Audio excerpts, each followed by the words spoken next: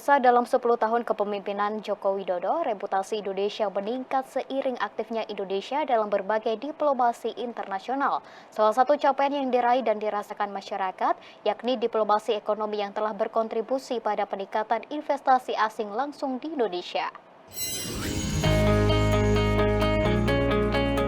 10 tahun di bawah pemerintahan Presiden Joko Widodo, diplomasi aktif dalam bentuk kolaborasi dan pertemuan bilateral dengan para pemimpin dunia berhasil memperkuat posisi Indonesia secara global. Presiden Joko Widodo mengedepankan kepentingan nasional, salah satunya dalam diplomasi ekonomi, yakni lahirnya Perundingan Perdagangan Indonesia-European Union Comprehensive Partnership Agreement di Jakarta dan Brussels, Belgia pada Juli 2016, yang bertujuan untuk memperbanyak peluang ekspor produk Indonesia ke pasar Eropa tanpa biaya masuk.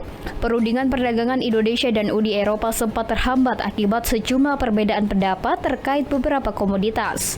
Sudah hampir 90%, oleh karena diharapkan bulan depan akan ada pertemuan yang ke-19 ya di Indonesia, maka pertemuan yang ke-19 besok rampung.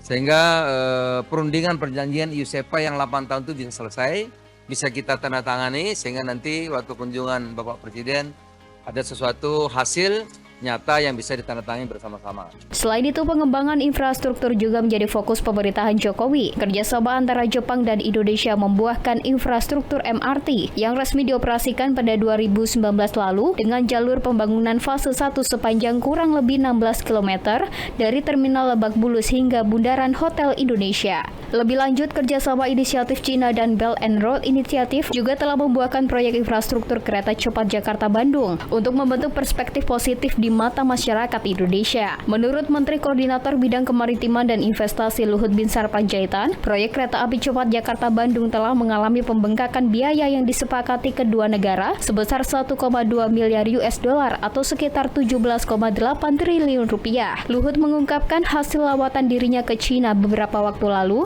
pihak Cina disebut telah memberikan penawaran suku bunga cost of funds lebih rendah dari 4% menjadi 3,4%, di mana bunga pinjaman cost of funds sebesar 3,4% itu masih tergolong lebih rendah dibandingkan dengan meminjam biaya dari luar Cina. Supaya itu hasil audit kita, hasil dari mereka, pembicaraan detail dari beberapa pihak, kita sepakat angkanya 1,2 miliar dolar.